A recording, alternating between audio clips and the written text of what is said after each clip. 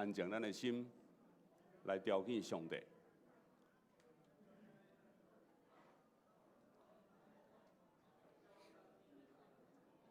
咱今天是一场礼拜哈，是召开和会哈。今天我们要开和会哈。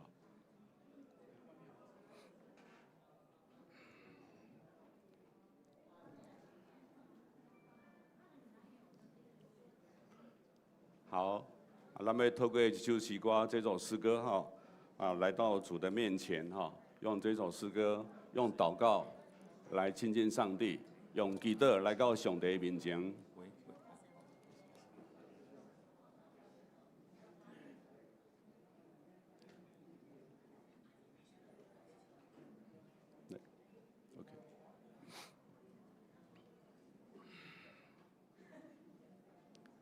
咱透过这首诗歌，来到上帝面前来敬拜上帝。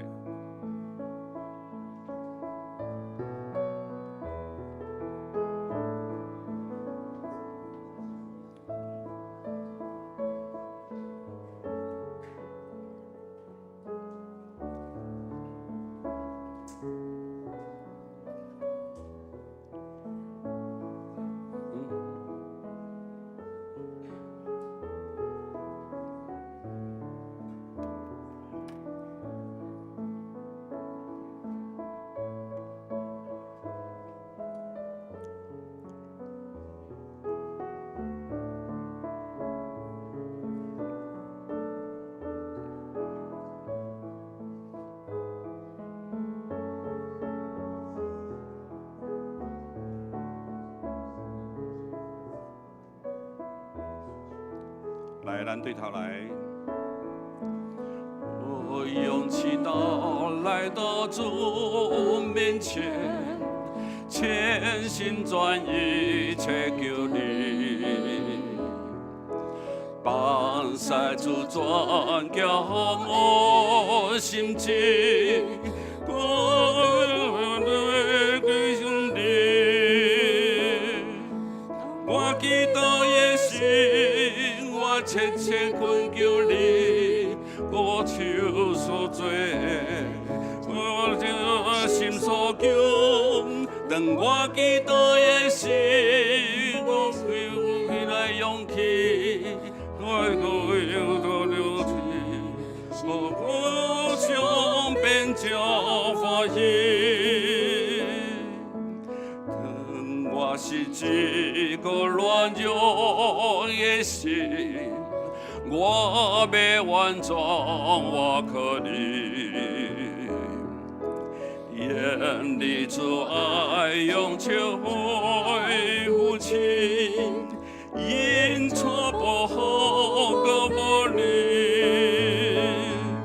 当我开导的心，我切切恳求你，有所做。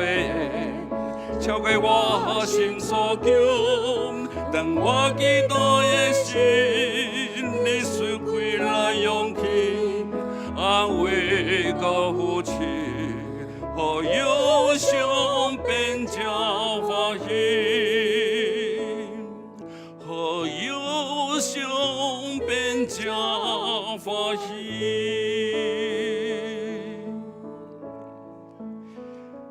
这是咱的。向上帝来献尽咱的感谢，甲认罪祈祷。今仔日是农历年最后的一个礼拜日，咱来献上咱的感谢。过去的日子上帝安怎来引出来固守？来，咱先来读下边的圣经。咱先读一遍台语来。感谢万主。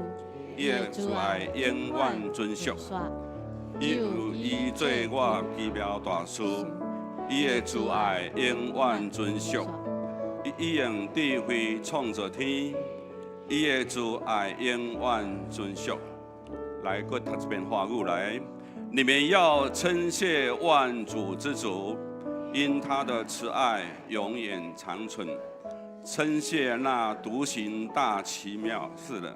因他的慈爱永远长存，称谢那用智慧真的因他的慈爱永远长存。台语来过来，上主啊，你若为记得的人的罪过，主啊，什么人徛会牢？总是你为赦免人，互人通敬畏你。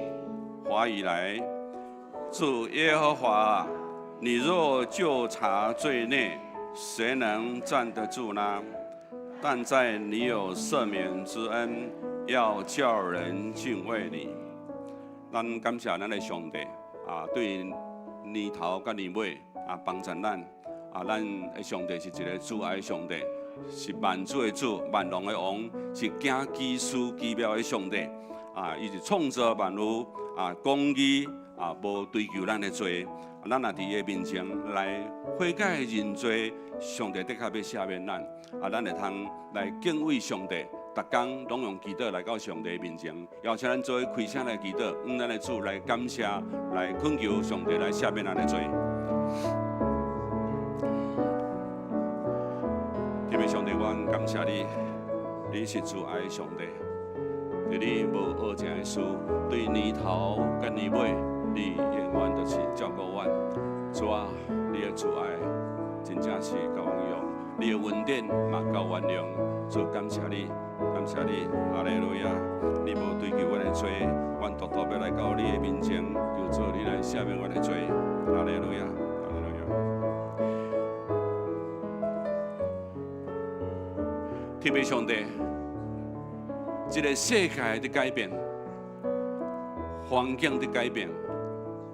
人的心思意念拢在改变，总是阮感谢主，你的慈爱永远无改变。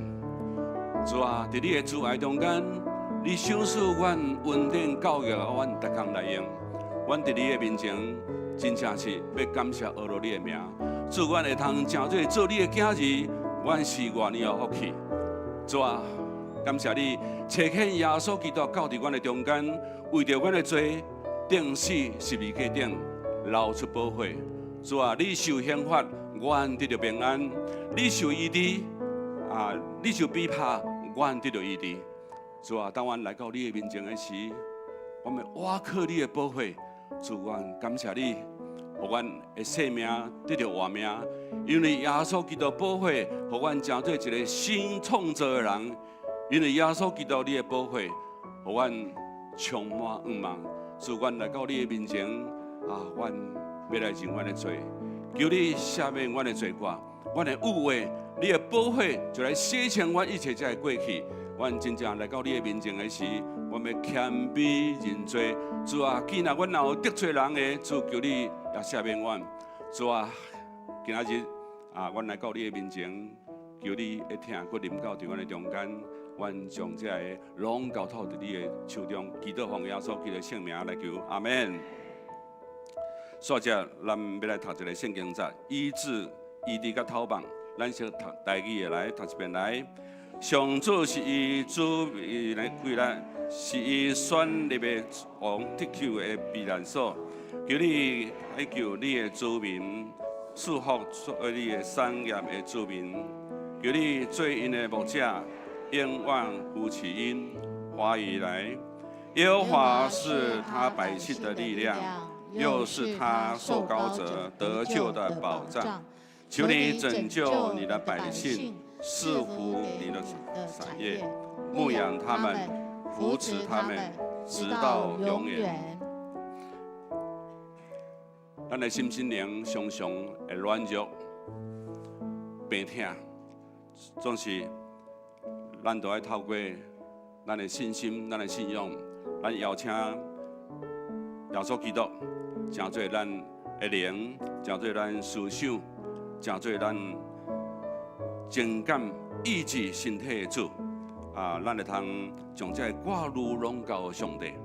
啊，咱会通将咱的手放伫咱的身躯。啊，你的病痛的所在。咱要做伙来祈祷，咱恳求上帝来医治咱的病痛，啊，咱通过互相来祈祷，互相将咱需要的来向上帝来祈祷，来咱做开声来祈祷。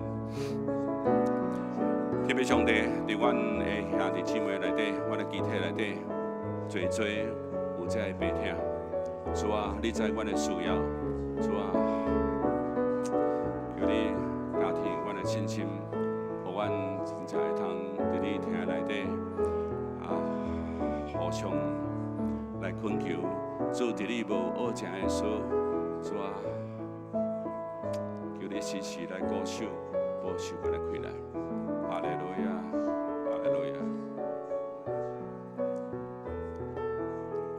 特别上帝，你对阮讲，你所想出互阮的福气是富足的，并无加上才会挂入忧愁。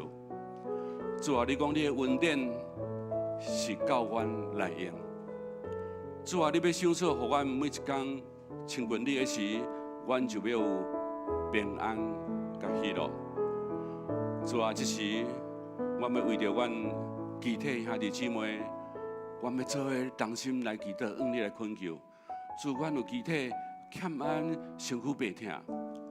主啊，你讲，你要牵引大人的手。主，你要甲因讲，你免惊，你要帮助阮每一个肢体。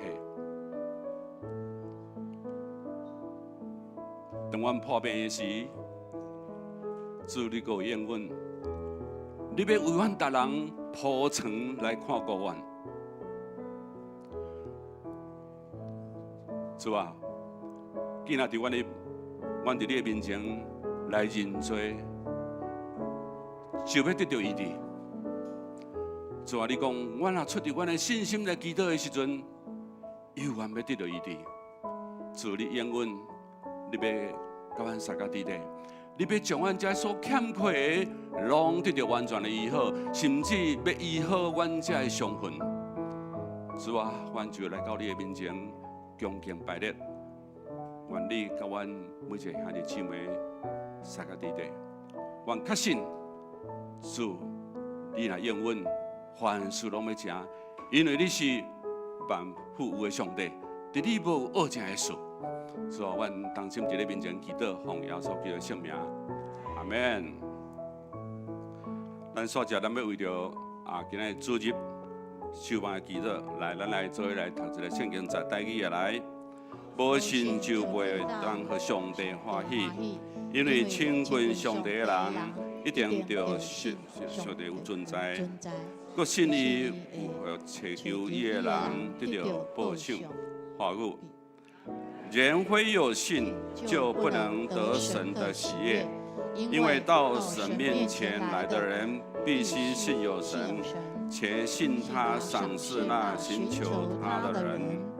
好，咱做开声，为着咱今仔日主日叫牧师来到咱中间要来为咱来讲道咱有做这服侍人员咱今仔要召开好会咱做开声，求主圣神，甲咱撒个地地。互咱今仔日的聚会对头到尾，所有的要召开的好会，拢会通平安顺利。咱做开声来祈祷。天父上帝，主啊，阮这时阮要将阮这个代志来摆列。主求你听阮恳求的声。天父上帝，求你教咱撒个地地。哈利路亚。阮要为着本主日有定期会员的好会中日第日的训练来祈祷。主啊，我们来到你的面前的时阵，恳求你教咱撒个地地，特别今仔日阿甲边的领袖小组、有协会会员大会、志工大会，主啊，求你帮助。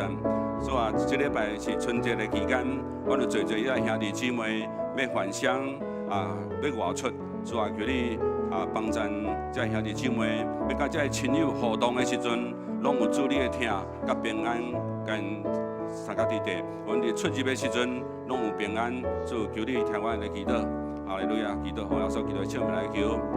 咱直接跳第3项来，咱时间的关系直接跳到第3项来。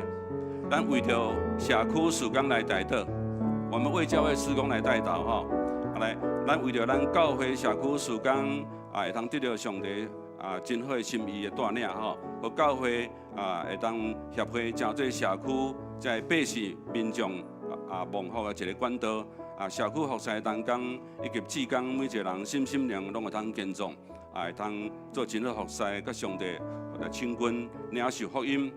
上帝大学伫3月嘛要来开学，这课程安排关怀据点拢会通真好运作，甲志工服务推展拢会当顺利。来，咱做开声来祈祷，为着社区的事工来祈祷。哈利路亚，主啊！我要为着社区事工来祈祷。主啊，协会有做这个时间志工的老师嘛推出做这个事工。主啊，求你帮助，拢照上帝你美好的旨意，或者协会去推动每一个事工，拢会成做甲这社区的百姓一个蒙福的管道。主啊，我们要为这些社区服事的所有的同工跟志工，主啊，你赏赐这些志工跟同工身心灵健壮，让他们有这个乐意服事，与神亲近，来领受福音。特别上帝，我也要特别为着上帝大学伫3月份陆续要来开课。主啊，求你也帮助上帝大学这所有的同工以及这校长。委员会因的计划真正拢会通顺利所有安排以及这关怀祭典这运作，主啊，求你帮助，真正是享受神的智慧，互因所做拢无亚线，所做一切拢会通应信应人。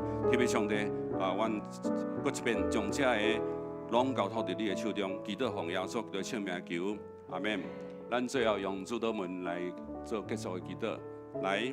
阮伫天父的爸，愿你的名圣，你的国临到，你的旨意伫成，伫地里亲像伫天里。阮的日食今仔日，互我赦免阮的辜负，亲像阮也有赦免辜负阮的人。无你带阮入去，就叫阮脱离歹的。因为国、权能、荣光拢是你所有，到代代无尽。阿门。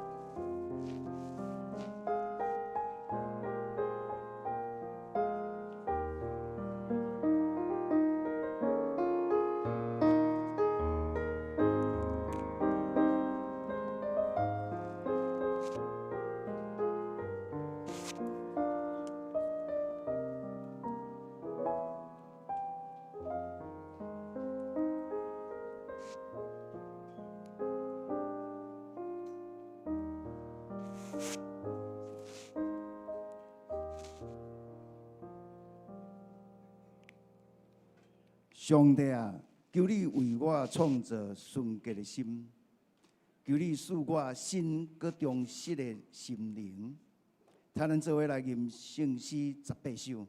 我心阿罗上帝，我心阿罗上帝，请起立来吟全首。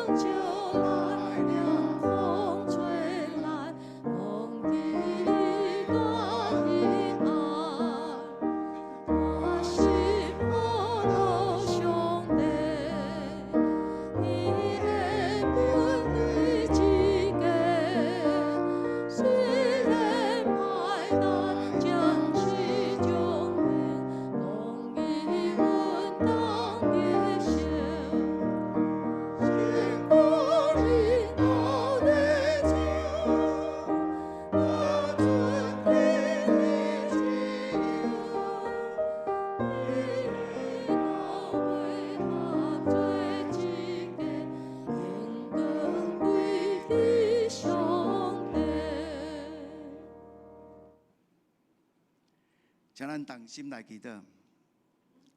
创造宇宙万物的主宰，阮的是天父上帝，我们要感谢俄罗你，俄罗你的恩典甲疼痛，你的伟大甲荣光，你是全能独一的神。主，阮感谢你，因为耶稣基督的救恩，阮的过犯得到赦免，阮承认过去你的面前有得罪甲亏欠你的所在。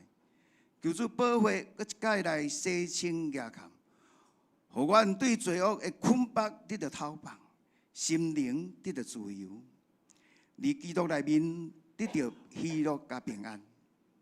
主耶稣，你是教会的头，教会是你的身躯，我每一个人拢成做肢体。主啊，阮互基督的身体分裂，阮实在得罪你。求主你来赦免阮的罪，求主你来帮助阮恢复对你起初的疼心，凡事尊主最大，互阮伫这个关键的时刻重新开始，靠着圣灵的力量，同心合意来重新建立基督的身体。伫这个阮的城市国家最严发光。叫世间人看起阮的好的行为，甲一切拢来归乎主。只是阮若要为着世界动乱来祈祷，乌克兰甲俄罗斯、以色列甲哈马斯的战争，以及红海的危机，求主你来透放和睦伫即个中间，互两国的政权会当速速以和平的方式来达成共识。求主来保守全球的经济，无受到战火的影响。我若会为着新的政府来祈祷，原因会当行公义、好人民、存谦卑的心，甲主同行。面对新的国会无过半的形态，阮更需要祈祷。求主你也继续带领阮的国家。伫新的一年，求主你将玛纳赏赐互欠缺。赐勇气予软弱的，赐平安予身体欠安的，赏赐喜乐予心灵忧伤的。主伫新的一年，阮的内心虽然充满着惊吓，毋知头前的道路是如何。主啊，你是阮的大牧者，无论是环境如何，阮拢无惊吓，只要紧跟对主，主一定会带阮行过死荫的山谷。进入你为阮有别丰盛的所在，本主你召开定期会员会议，求主你来掌管。计划时间，特别是主任牧师的聘请，求主你来带领侍奉。愿阮今早起会敬拜每一个人，拢得到圣灵的感动。安尼祈祷是奉主耶稣基督的名。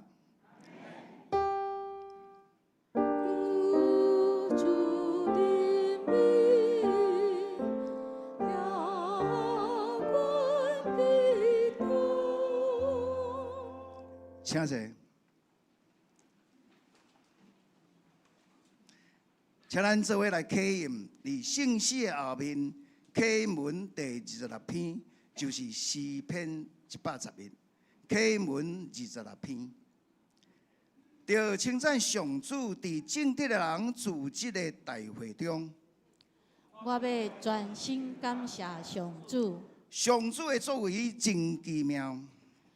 互伊爱伊作为的人，拢通学习。伊的作为充满尊严、尊贵、威严。伊的公义永远遵守。上主行其事，互人纪念。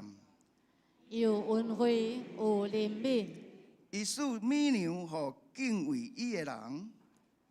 伊会永远记得伊的约。伊对伊的子民显明，伊的作为有大权能。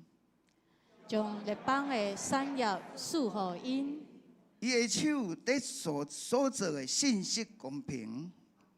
伊的教示拢可靠，永远袂改变。照信息正直执行。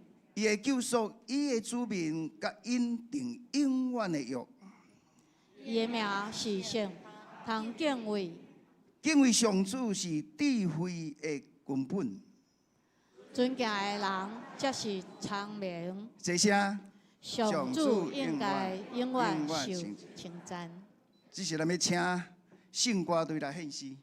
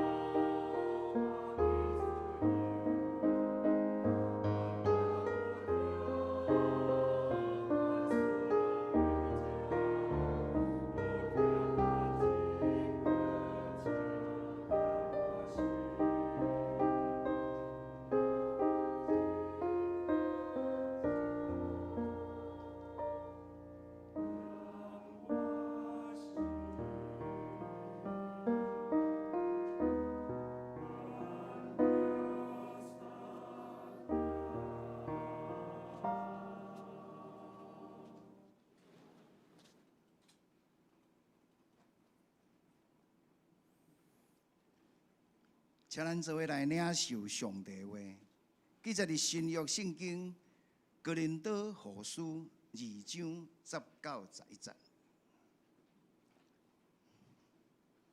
恁什么人，我嘛赦免伊；我若有什么人是伫基督的面前得到恁的缘故，赦免伊，安尼才免互撒旦甲咱偏去，因为咱真亲做撒旦的鬼过。因为所书4章31-32节。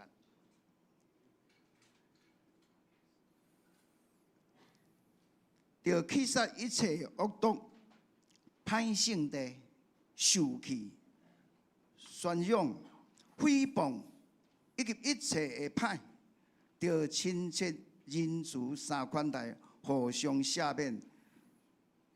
你甲上帝有通过基督赦免恁同款。来看一节的圣经，希伯来书12章14-15节。着劳力甲正人和乐，过圣洁的生活，若无人会见着主。着谨慎，才免有人失去上帝的恩典，才免有毒草发起来，造成危害。滴到真侪人受污染。以上，此时咱要请林牧师来讲道。伊讲道的题目是：别再囚禁自己，放下就好。别再囚禁自己，放下就好。所亲爱的弟兄姐妹，大家平安。感谢上帝的恩典，让我们选择了那上好的福分，在主日的早晨来到神的面前，一同来敬拜他。在今天礼拜当中，我们也要一同来举行会员和会，也透过小会、党执会，还有其他相关的组织的报告，能够跟弟兄姐妹来一起来数算上帝的恩典。同时，弟兄姐妹也透过参加今天早上的会员和会，来表达对上帝的爱的回应，同时也表达对教会的关心和代祷。所以求神帮助我们，透过今天早上的礼拜，都能够在敬拜当中与我们的神有美好的相遇。过几天，我们就是要进入了农历新年的节气的当中。那也盼望我们透过今天早上所领受的这段经文，我们能够在我们的生命的当中，能够有一个崭新的开始。那有一句话，他这样讲说：如果我们不断的重复来读上一章，我们就无法开启生命的下一章。我想，当我们在看到这句话的时候，其实书在告诉我们，让我们回想到，主耶稣基督所赐给我们的人生是一个得胜的人生。但是很多时候，我们却常常发现到，我们无法来活出得胜的生活。那为什么我们无法去活出得胜的生活？常常是因为我们把我们的眼目定睛在过去的当中，那以致我们可能心里头会有许多的苦毒，或者是说会有许多的埋怨，然后或者是说我们也会有许多我们生活当中所过不去这些的东西，然后就一直让我们困在痛苦跟失望的煎熬的当中。但是很多时候我们常常有一个很深的体会，如果我们带着许多的没有解决的问题，然后来进入到现在的关系的当中的时候，有人说就好像是我们带着垃圾，然后呢搬到新的家一样。但是我们就发现这些情绪的垃圾就会影响着我们，让我们的生命停滞不前，来影响我们正常的生活。在人跟人的关系当中，我们发现最困难处理的一件事情就是有关饶恕的这个学习。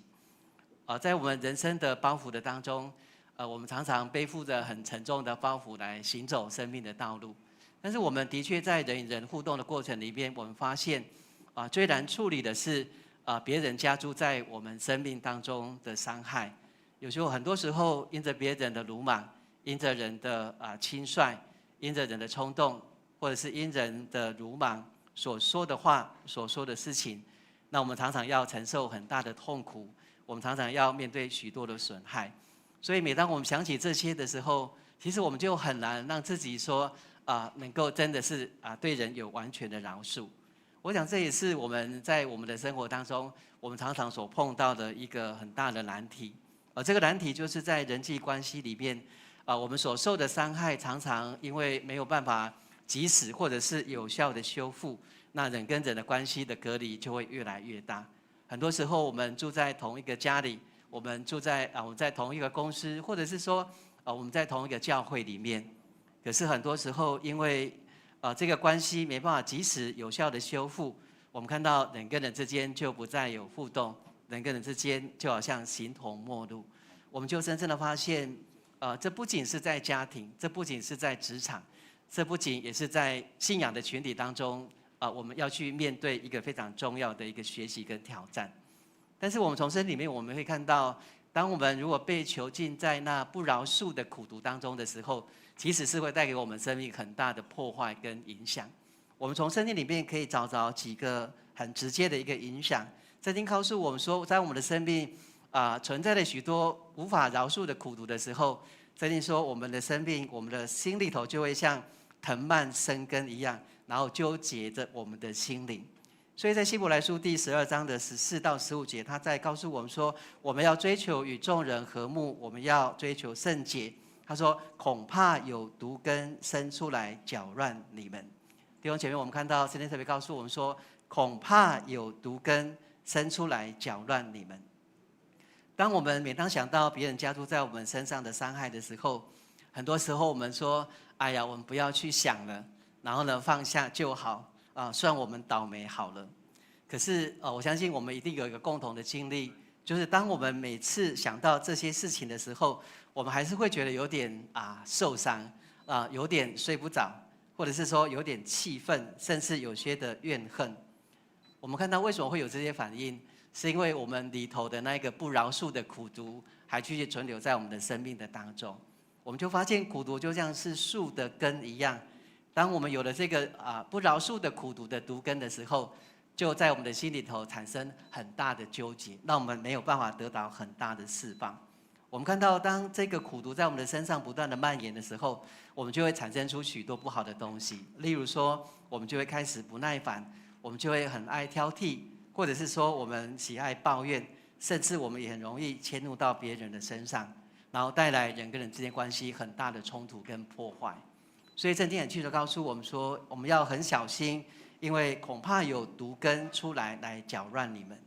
第二个，我们看到不饶恕的苦毒会带给我们带来影响，就是让撒旦在我们的生命当中有了机会，然后来在我们的生命当中兴风作浪。我们如果从圣经里面，我们可以知道说，不饶恕跟苦毒那个是撒旦的本性，可是饶恕跟爱是上帝的神性。我们看到这两个是完全没有办法放在一起的，所以保罗才会讲说：你们赦免谁，我也赦免谁。我若有所赦免的，是在基督面前为你们赦免的。保罗说，免得撒旦趁着机会来胜过我们，因我们并非不晓得他的诡计。保罗很清楚地告诉我们说，当我们心里头有不饶恕的时候，就让撒旦抓住了机会，在我们的生命的当中兴风作浪，带来攻击跟破坏。我相信这样的一种经历，在我们的家庭、在职场、在我们的生活里面，常常会碰到这样的一种情况，那就是不饶恕的苦毒所带给我们一个很大的一个影响。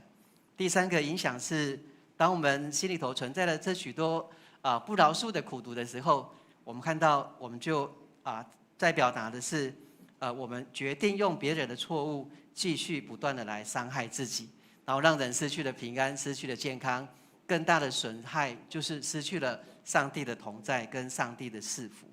所以有人说，饶恕可以释放一个囚犯的自由，但是那个囚犯就是我们自己所以我们就深深的发现到一个人心里头有怨恨的时候，那人的心就被怨恨所充满。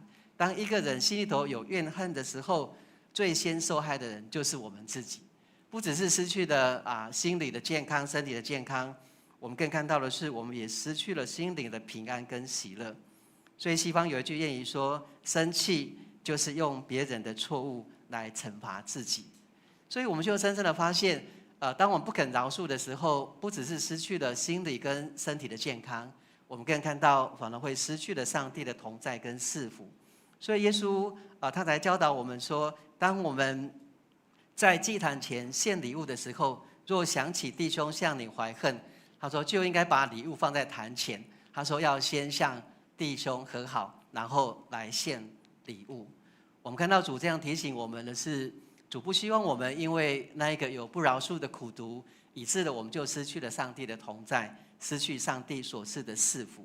所以有一个学者叫福斯迪克，他就说憎恨别人就像什么呢？他说憎恨别人无异就像一个人为了驱除老鼠而烧毁了整栋房屋我们看到这个学者非常的有智慧，他透过这段话来告诉我们说，当一个不肯饶恕的人要付上一个极大的代价。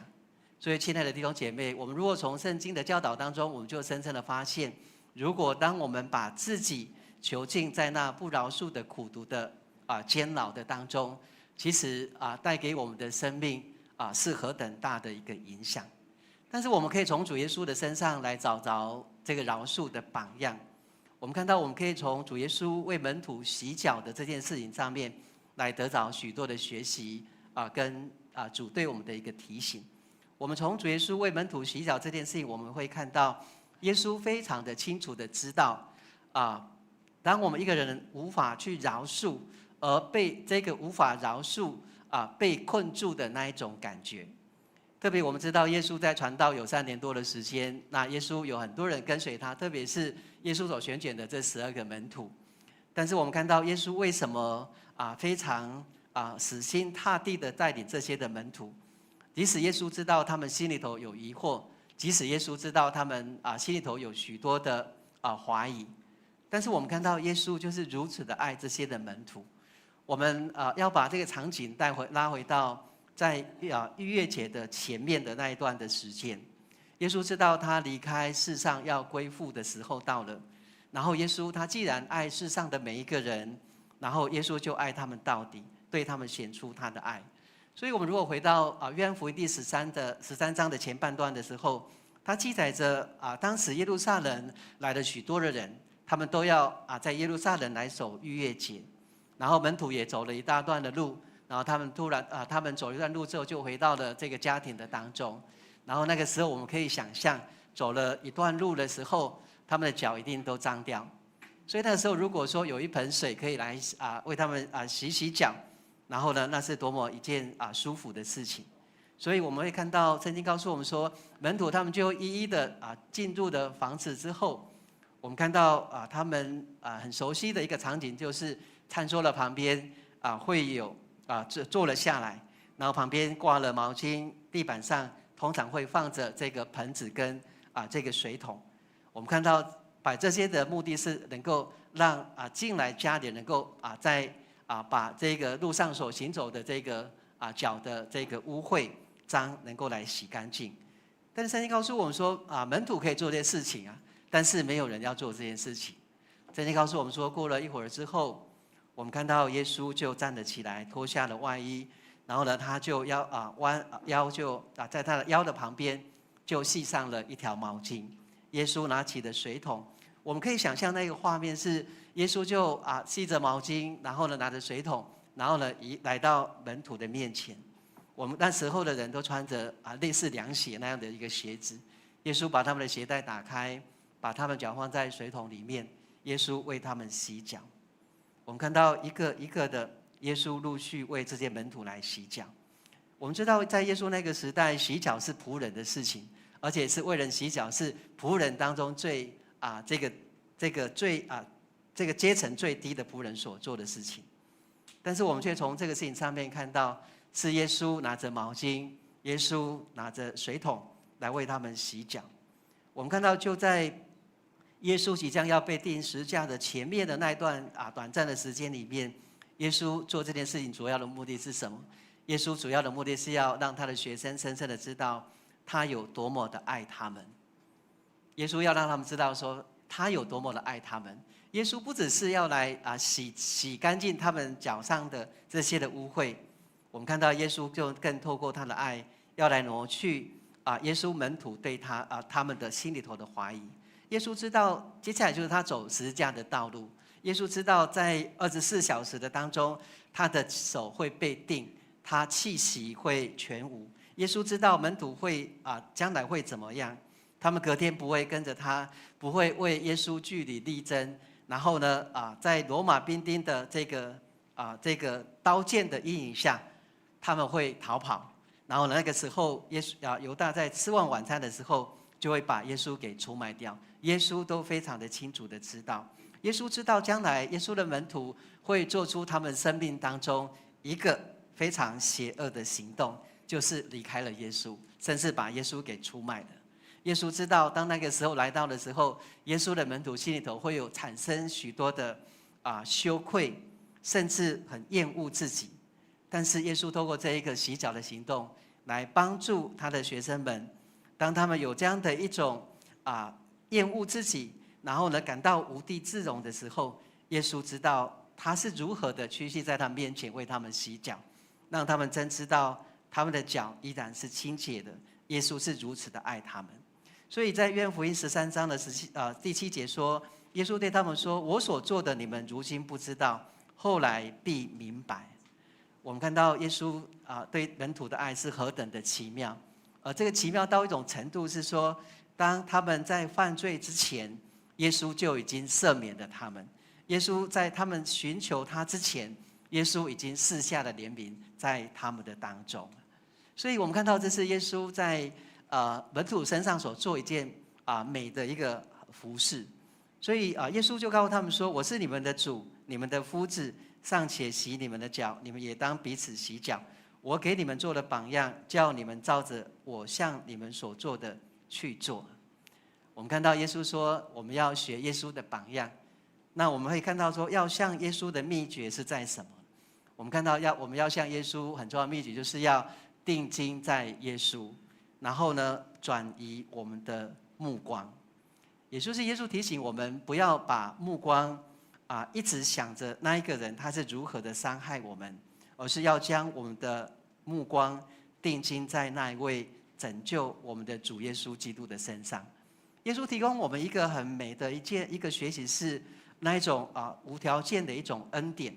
那既然耶稣提供无条件的恩典坐在门徒的身上，那主也提醒我们，我们也应该用无条件的恩典来对待伤害我们的人。我们看到耶稣的怜悯，他涂抹了我们的过犯。那对我们来讲，我们要学习的是，我们的怜悯也应该遮盖别人的过犯在我们的当中。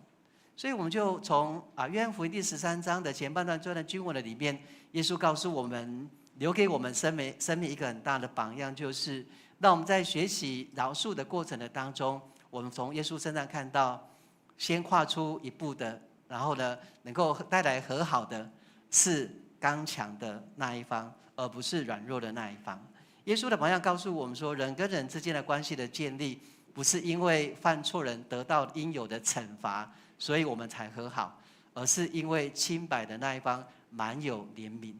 我们看到这是耶稣做在我们生命当中所做的。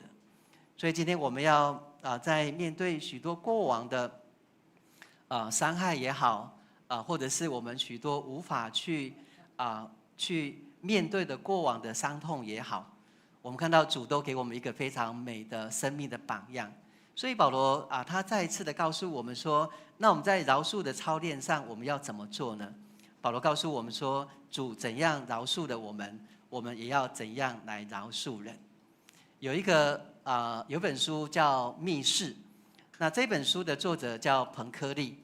那我们知道他是在第二次世界大战的时候，他和他的家人在当时的第二次世界大战的时候，因为帮助了犹太人，所以呢他们就被抓到这个纳粹集中营的当中来做监禁。那后来他的姐姐跟父亲就死在这个纳粹的酷刑的当中。那整个战争结束之后，这个彭柯利他就到各处去传讲上帝的爱。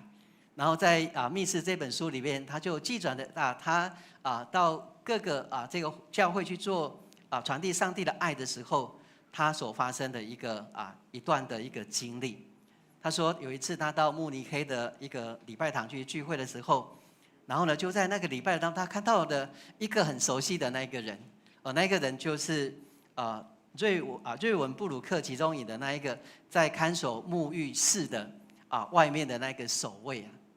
然后呢这是他说他是他从集中营出来的时候第一个看到以前在集中营那些迫害他们的这个守卫。然后呢当他看到这个人的时候，过往的事情就在这个出现在他的脑海的当中。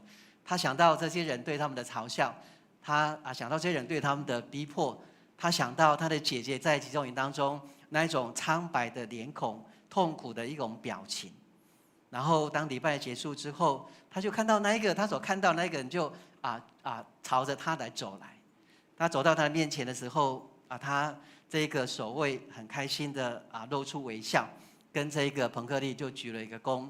他跟他说：“女士，我对你的信息有多么的感谢，想到正如你所说的，上帝把我的罪给洗净了。”这个时候，这个守卫他要把手伸出来，要跟他握手。然后这个时候，彭柯利他说他竟然把他的手放在他的身旁，不愿意跟他握手。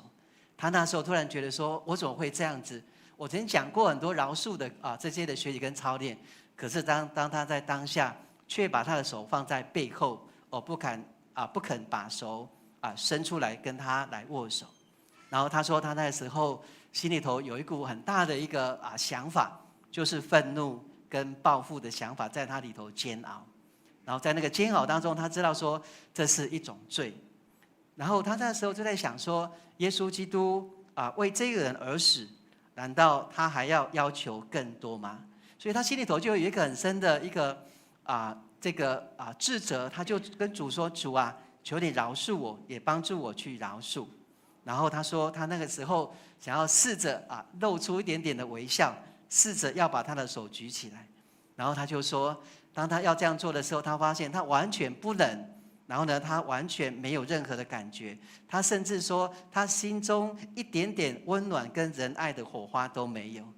当他有这样察觉的时候，他再次跟主说：“主啊，我不能饶恕他，请你把你的饶恕赏赐给我。”当他经过这几次的挣扎跟犹豫之后，他终于把他的手伸出来的。当他把手伸出来的时候，在他的生命里有一个很大的一种经历跟改变。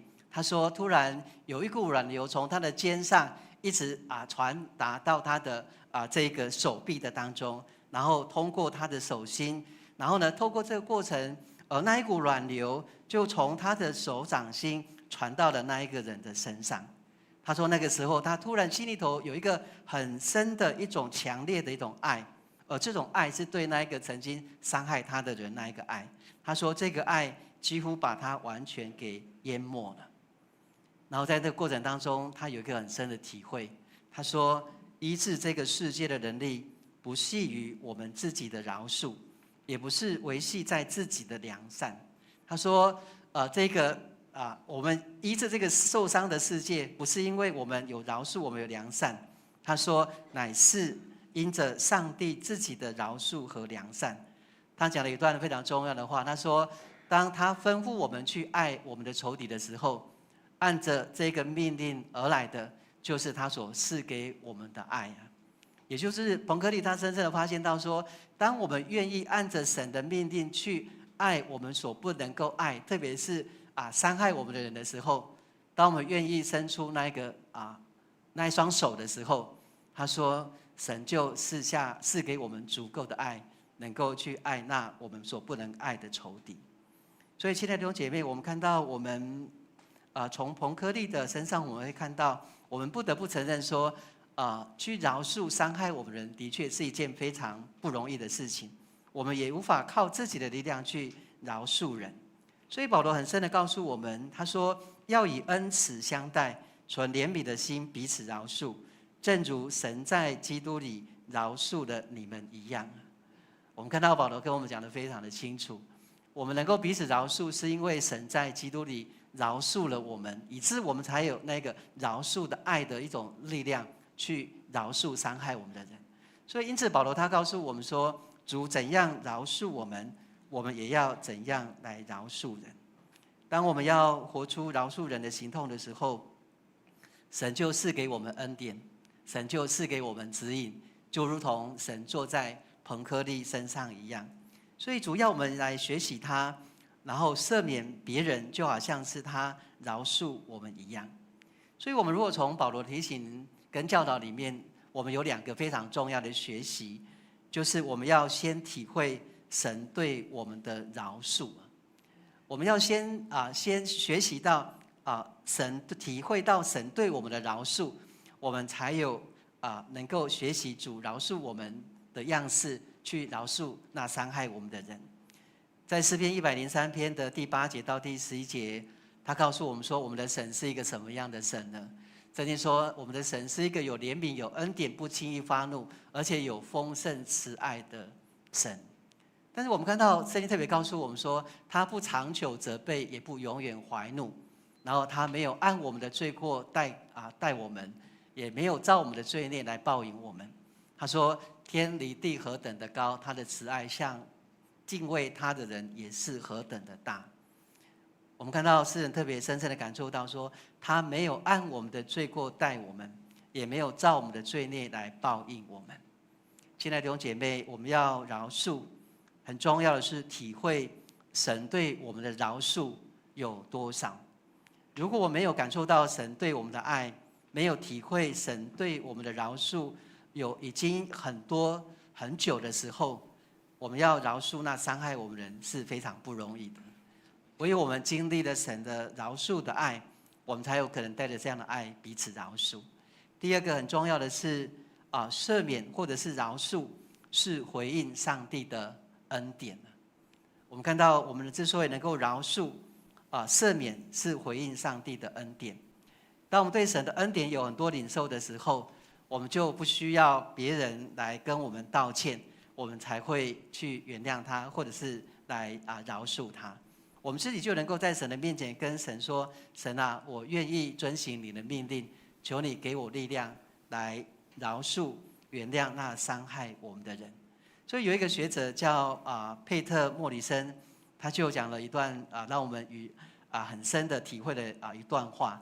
他说：我们不是为了赢取神的爱而饶恕，而是经历了他的爱之后，我们就有爱的根基和动机去饶恕别人。我们不是为了要赢取上帝的这个爱而饶恕，而是我们深深的经历神的爱之后，我们就有了动机，有了根基去饶恕我们所不能够饶恕的人。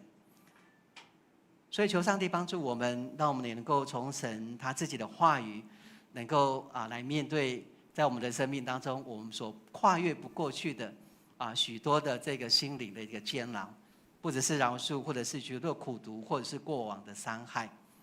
那最后要用一个故事跟弟兄姐妹一起来分享。那有一个故事他这样讲说，有一天有个老师就叫同学说，你们隔天的时候呢要带一个袋子来到学校，然后呢而且呢你们要去你们的杂货店那买一大袋的马铃薯，然后带到学校的当中。那大家都觉得说，这个老师讲的这个家庭的作业很奇怪，为什么要去带一个袋子来，而且要去买马铃薯来到学校的当中？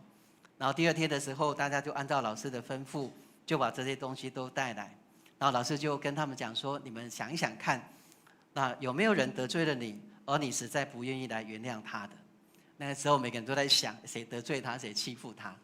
就在那个时候，老师就说：那你们每一个人为自己所不愿意原谅的人选一个马铃薯。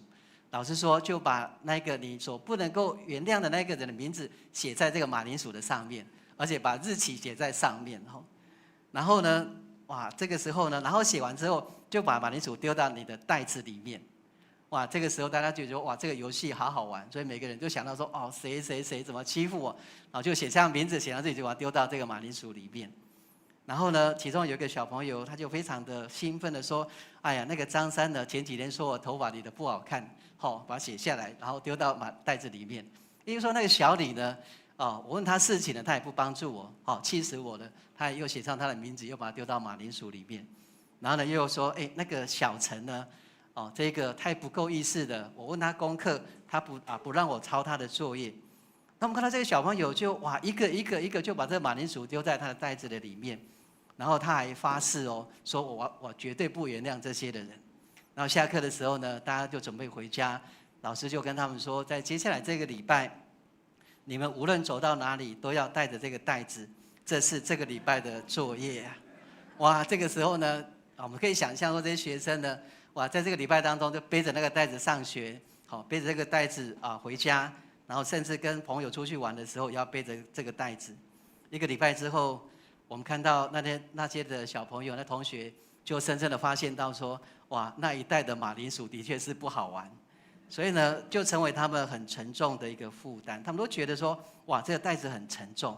然后呢，特别是刚刚讲到有一个小朋友，他袋子里面大概40-50个马铃薯，可以想象到，这个重死了所以呢，一个礼拜过了之后呢，我们看到小朋友这些同学就跟老师抱怨说，老师啊，这个马铃薯快把我们给压垮了。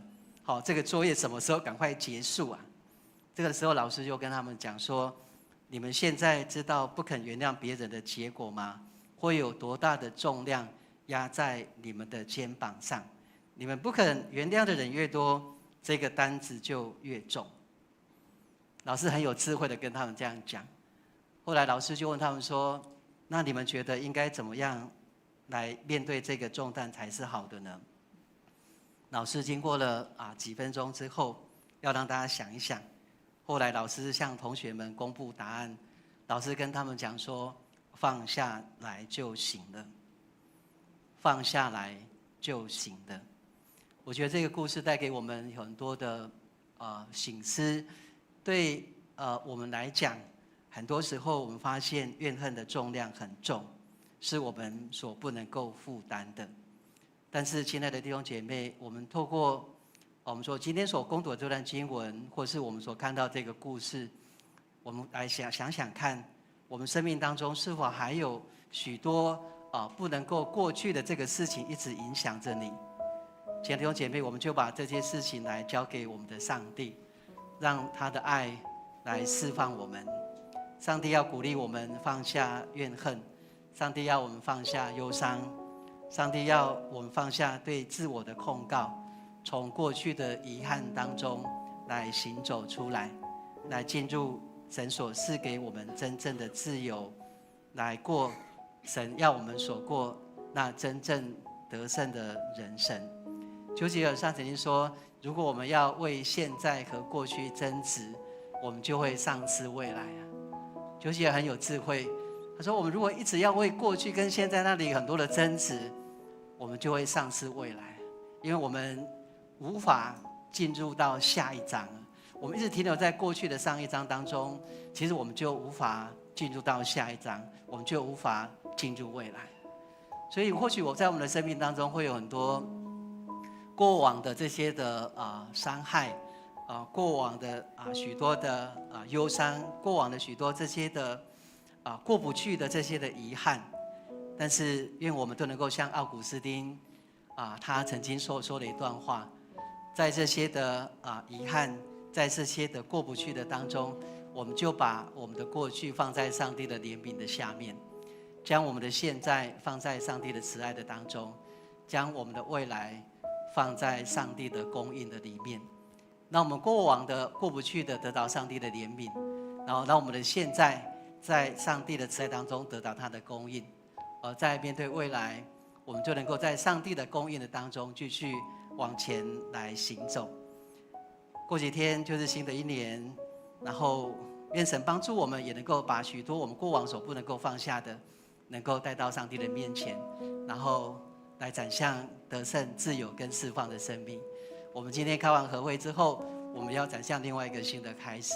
我们把未来放在上帝的供应的当中，把过去放在上帝的怜悯的下面，把现在放在上帝的慈爱的当中。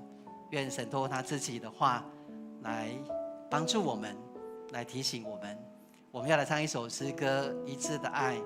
我们透过这一首诗歌，求神来让我们从神的爱的里头，让我们的生命得到恢复，也能够得到神的医治，带着神的爱继续来行走。我们一起来唱这一首诗歌。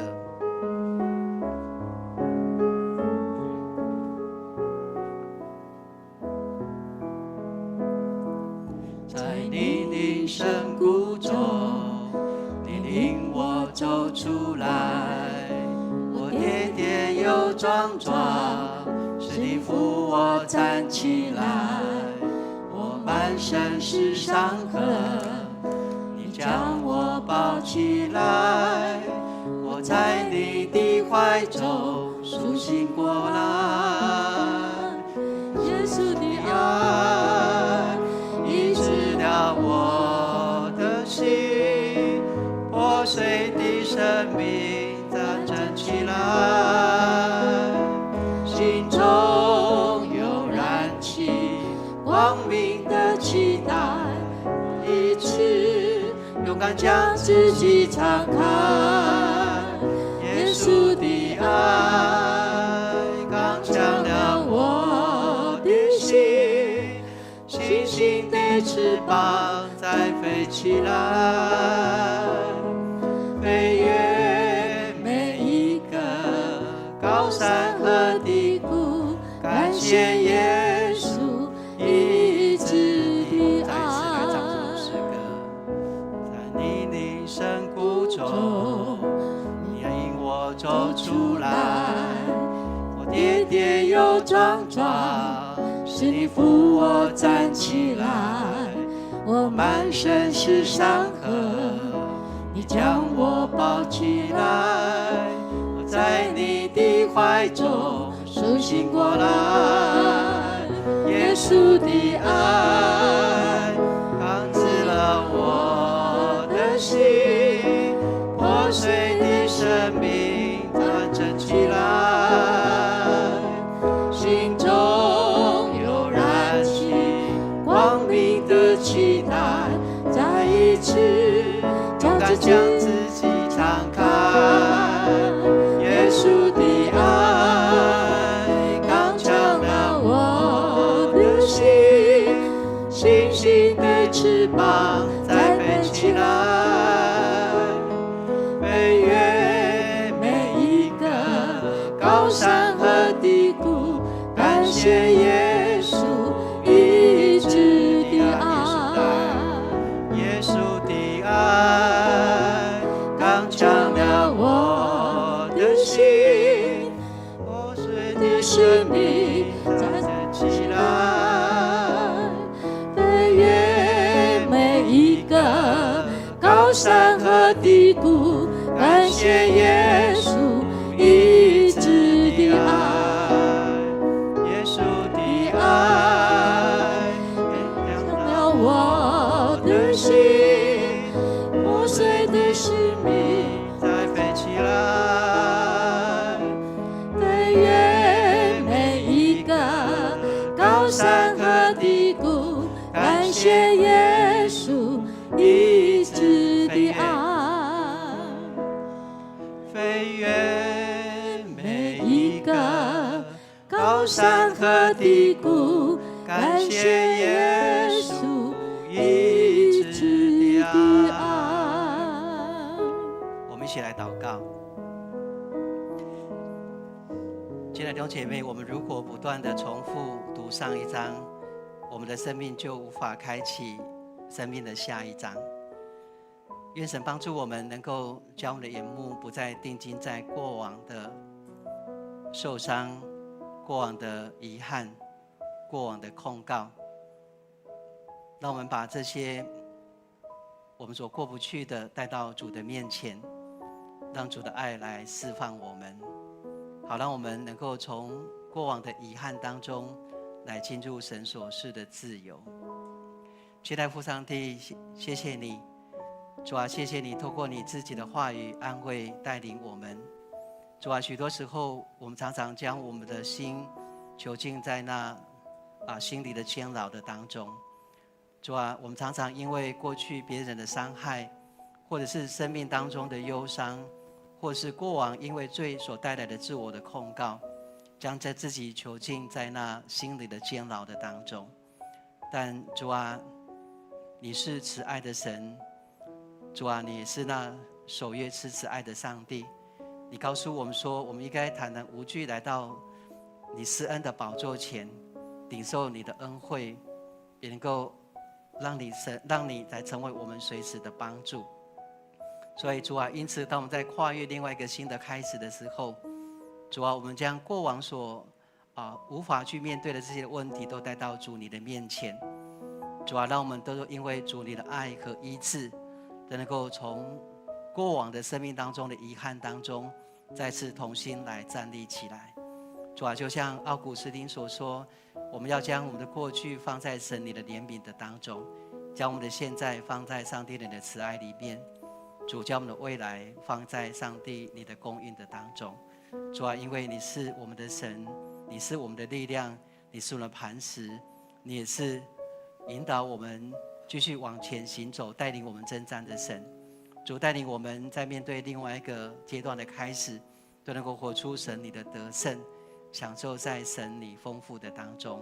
谢谢主，我们在你面前祷告，奉主耶稣基督的名，阿们。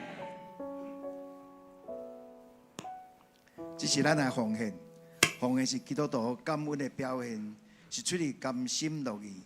如果你也无明白奉献的意义，请用祈祷来表达你的感恩。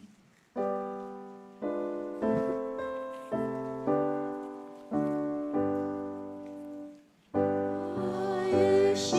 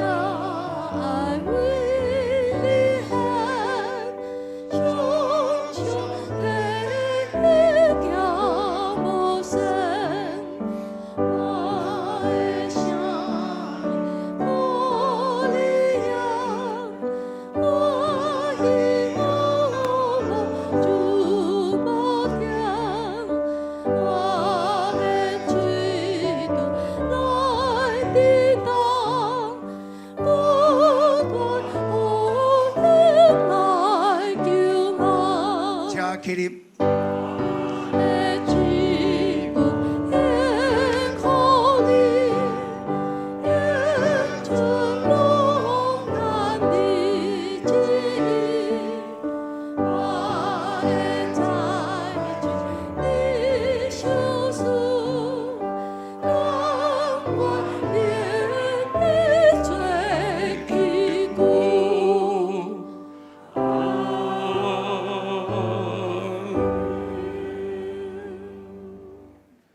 亲爱的上帝，主耶稣，我们满心的感谢赞美你，感谢你让我们今天可以来到你的圣殿当中来聚会，来聆听主耶稣你的话语，让我们知道如何学习放下，学习原谅。谢谢主耶稣，感谢你。我们现在献上我们的金钱与才能作为圣工所用，愿主你来悦纳。我们将满心的感谢祷告奉靠圣名祈求，阿门。请坐，请林顺正长老来报告。好，大家平安。我们先来介绍新来的朋友，有个 PPT 有没有？好的，最后哈。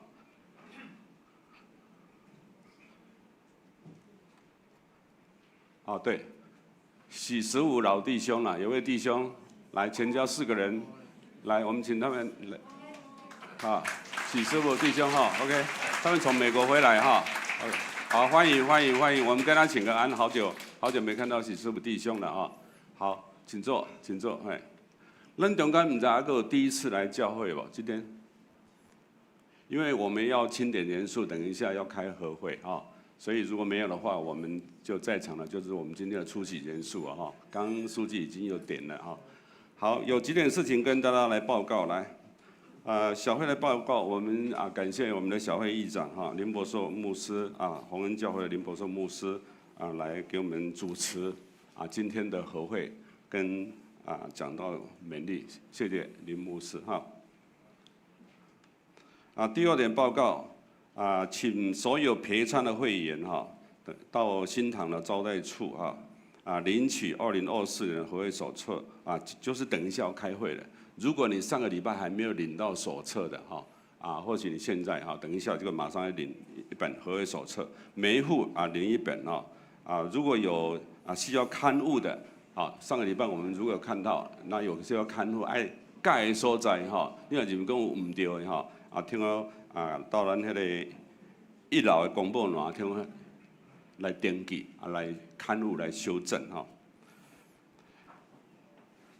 3月3号，我们要举行今年度的第2次的圣礼典了我们如果有朋友要受洗的在2月18号后礼拜前向我们的主任干事来，或者是行政干事来报名等一下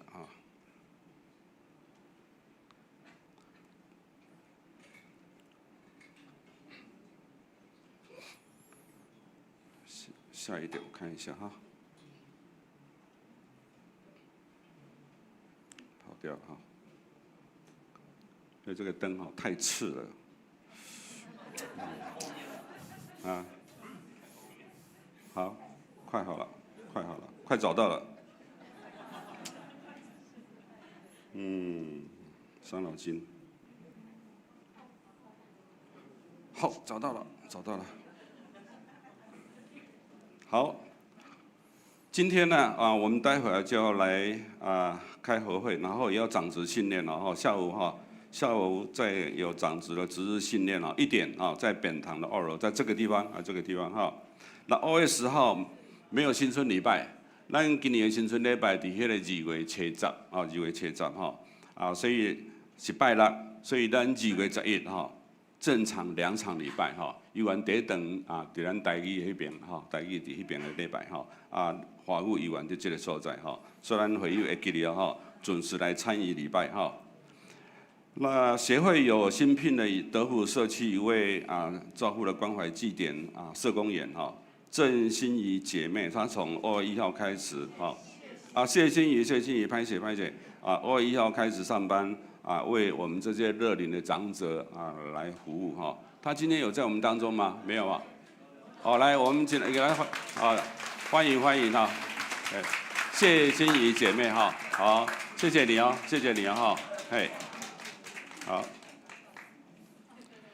好，来前年生命教育协会哈，我们下午哈12点半哈，12点半要直接开迄个志工大会哈咱得当礼拜耍，先到49号地下室，先用什么？用餐哈，我们有准备160份的那个爱餐哈，所以咱得当到迄边先吃饭吃饱，这个倒转咱这个所在再来开会。12点半哈，12点半哈召开协会跟志工大会哈，那。请前人生命教育协会的会员到社区干事缴交外口的所在咱会员每年缴交费用多少钱？500块咱嘛非常欢迎兄弟来加入会员听我来参与咱一寡迄个协会这些活动那共同支持生命教育的事工好来，3月5号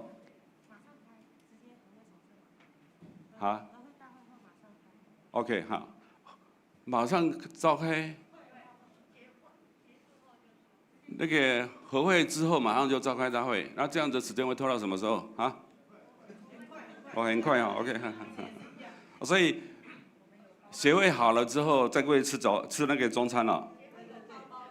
协会有包包子，那早讲啊，那个爱餐准备太多了。不会OK 好。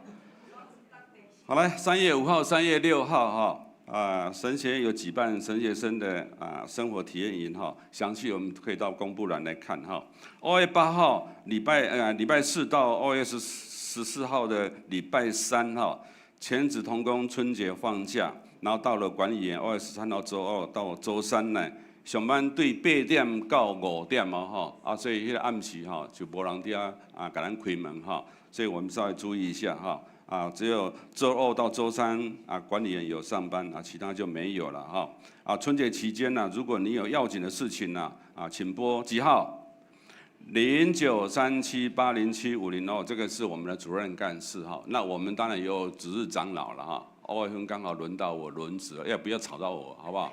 还是吵主任干事OK， 大家拢平安大家拢平安，拢无代志OK， 好，我们是不是先来读经济圣经读好了，再请牧师来为这个生日的寿星来祷告了，好不好来，我们现在读经济，来华语来。若有人以那人有嫌隙，总要彼此容忍，彼此饶恕。主怎样饶恕了你们，你们也要怎样饶恕人。台语来，恁中间有纠纷，就互相宽容，彼此赦免。亲像主有赦免恁嘛着安尼下面。哥罗西书3章13节牧师刚刚有跟我们讲一句话，有没有记得？要怎么放下？好，就放下嘛，对不对就放下，就没有重担了好，就放下。今天学到这句话对不对好，来2月份的寿星有没有？来，请我们站起来，我们请林牧师来为他们来代祷。生日快乐，祝你生日快乐，祝你生日快乐，祝你生日快乐，再次来，生日快乐，祝你生日快乐，祝你生日快乐，祝你生日快乐。好，我们恭喜他生日快乐，请牧师为这些寿星来祷告。亲爱的父上帝，我们感谢你，让我们在这里一起分享我们2月份生日的弟兄姐妹生日的喜悦。主也衷心将我们的祝福来带到主你的面前。主，我们恳求神你赐福我们的2月份的寿星。主让他们继续带着神你的恩典，能够继续走在那恩典的道路当中。恳求你那慈爱的手继续引导。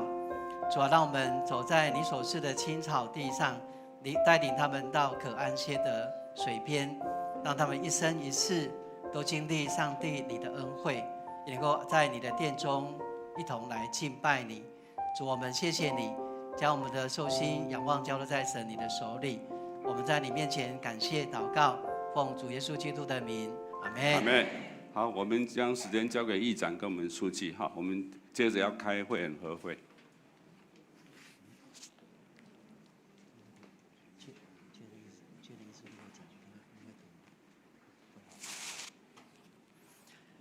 亲爱的弟兄姐妹，大家平安。